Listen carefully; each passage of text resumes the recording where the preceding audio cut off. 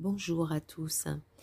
Là, je reviens avec une nouvelle vidéo pour la préparation en fait du jardin. Comme je le disais précédemment sur une autre vidéo, dans une autre vidéo, l'automne est ma saison préférée parce que c'est la saison qui me permet de réagencer mon jardin et de savoir quel emplacement les plantes ont préféré ou pas. Donc là, aujourd'hui, nous allons démarrer en fait avec cette belle image de mon noyer qui a 18 ans aujourd'hui et qui est prêt à perdre ses branches.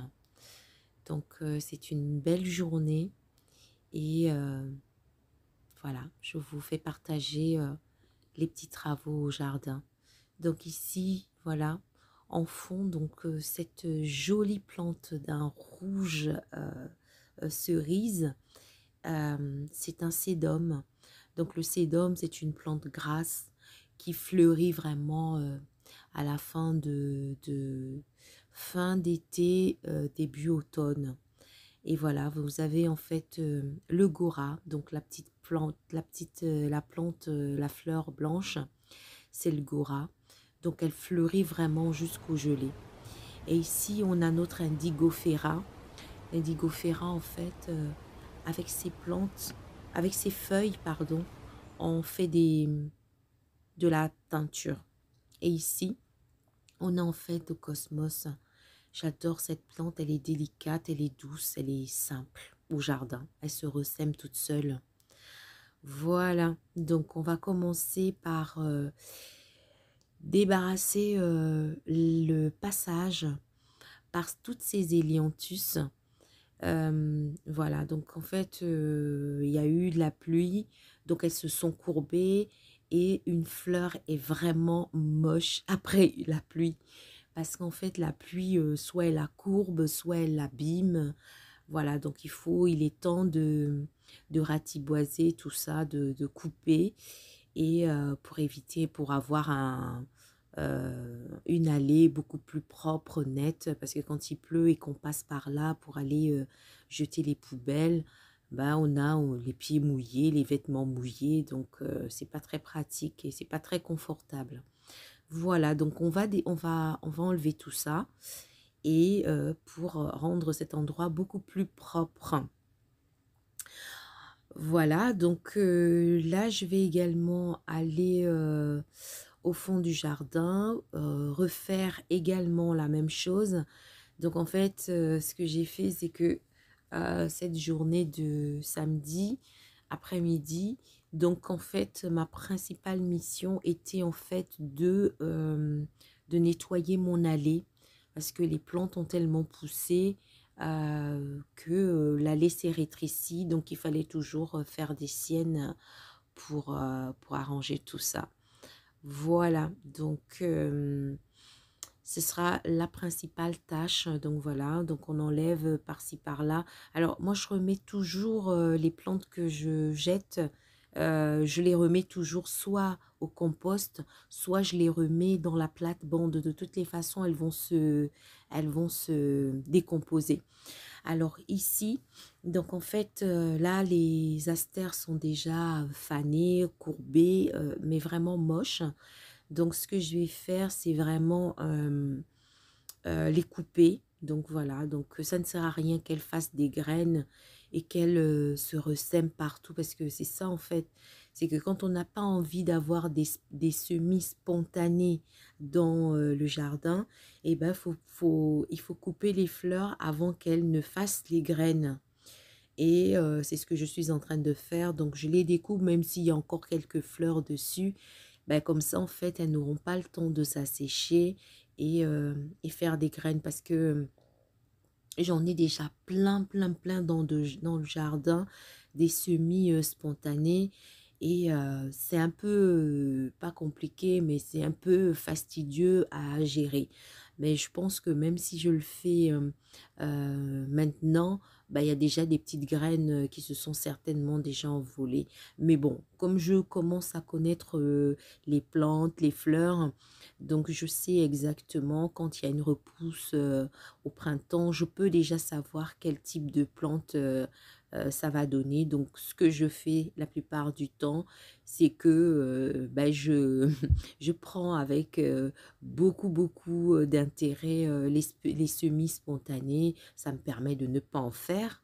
Et comme ça, en fait, soit je les replante en pot, soit je les replante dans un endroit un peu ingrat du jardin, en fonction bien sûr de l'exposition. Donc là, voilà, je me mets à vraiment ratiboiser euh, cet endroit parce que c'était devenu un vrai fouillis. Donc, histoire d'éclaircir un peu tout ça. Et je vais également m'occuper de la clématite. Je vous mettrai une photo juste à la fin. Donc, la clématite, c'est une plante, c'est la clématite montana. Donc, c'est une plante grimpante qui est très volubile en fait. Donc, j'ai une voisine juste à côté. Donc, qui commence à me dire que bah, la clématite s'en va un peu sur son toit. Donc là, je la taille après la floraison. Parce que si je la taillais avant la floraison, eh ben, elle n'allait pas fleurir, hein, tout simplement. Donc là, comme la sève est en train de descendre, là, en fait, je la taille. Donc voilà, vous voyez, je suis allée la chercher parce qu'en fait, elle s'accroche à tout support. Franchement, elle est, je pense qu'elle a 2 ans, cette clématite, hein, mais elle est déjà énorme. J'en ai planté une également au pied de mon cerisier, mais comme elle n'a pas beaucoup de lumière, donc elle pousse beaucoup moins facilement. Voilà, donc j'essaye d'harmoniser tout ça pour que ce soit quand même, même si j'aime bien l'esprit jungle, mais je préfère quand même quand c'est un esprit jungle maîtrisé. Donc sinon, en fait, elle va être vraiment envahissante parce qu'apparemment, elle aime bien cet emplacement, cette clématite. Et ben voilà, donc je vais continuer avec les travaux. Et voilà, donc voilà une photo de cette clématite, elle est sublime. Donc là maintenant, j'ai rassemblé tous les déchets végétaux. Donc j'ai pris ma petite brouette parce que j'ai un jardin en longueur. Donc c'est vrai que sans la brouette, avant c'était vraiment fastidieux. Mais aujourd'hui, en fait, le travail est beaucoup plus facile, que ce soit à retirer de la terre, à transporter même mes pots, même lorsque je fais mes mélanges de terre, je les fais dans ma brouette. C'est beaucoup plus facile. Et voilà, donc c'est pas du tout pratique de le faire sans brouette parce que le jardin est en longueur et c'est franchement c'est très embêtant. Donc je remplis, vous voyez comment ça s'est rempli tout d'un coup de fleurs. Et voilà, donc tant pis, on en aura pour l'année prochaine. On va aller les mettre au compost. Alors, je n'ai vraiment pas un compost.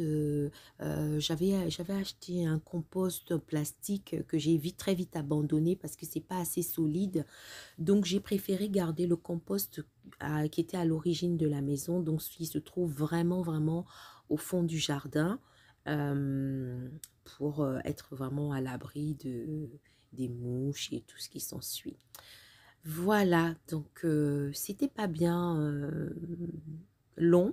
C'était déjà pour vous montrer en fait que là actuellement je suis en train de couper toutes les fleurs pour que l'espace soit déjà assez clair. Mais il y a encore quelques fleurs qui fleurissent au jardin que vous voyez actuellement. Je vous dis à bientôt.